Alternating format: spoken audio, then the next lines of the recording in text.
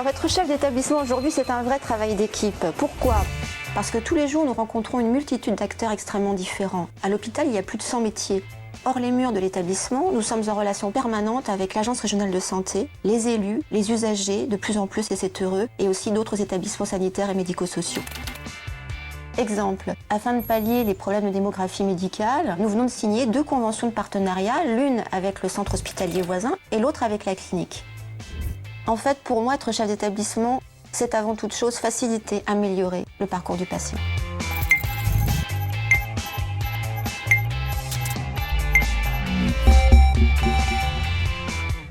Dans notre métier, le dialogue social est très important. Par exemple, nous avons ouvert récemment une unité de chirurgie ambulatoire qui a été victime de son succès.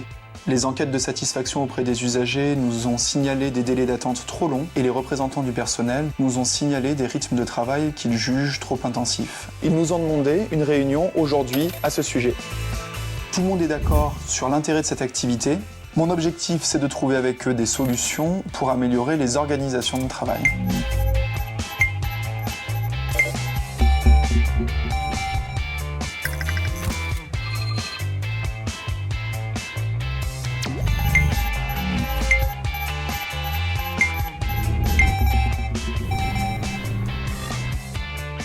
Le directeur délégué intervient en appui du médecin-chef de pôle pour mettre en œuvre la déconcentration de gestion au plus près des acteurs de terrain.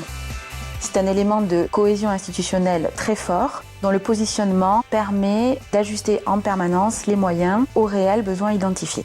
Avant-hier, par exemple, dans le cadre du plan épidémique hivernal, nous avons dû adapter à la hausse les capacités d'hospitalisation d'aval des urgences pédiatriques. Pour cela, les équipes médicales et soignantes d'une unité en particulier ont été mobilisées. Ceci grâce à l'action de la cellule de veille mise en place au sein du pôle, qui a permis une bonne réactivité dans la réponse à l'évolution des besoins de prise en charge des patients.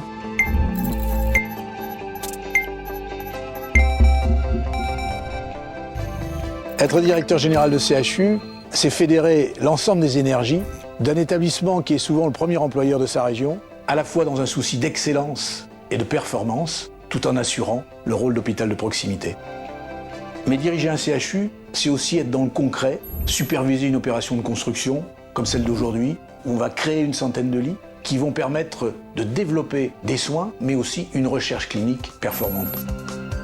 Bref, être dans notre mission de centre hospitalier universitaire.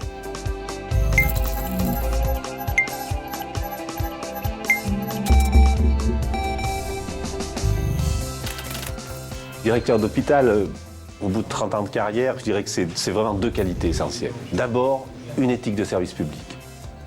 Ensuite, donner du sens à son action. Et ça, c'est la capacité à fédérer des professionnels de cultures très différentes au service d'une même cause, le patient.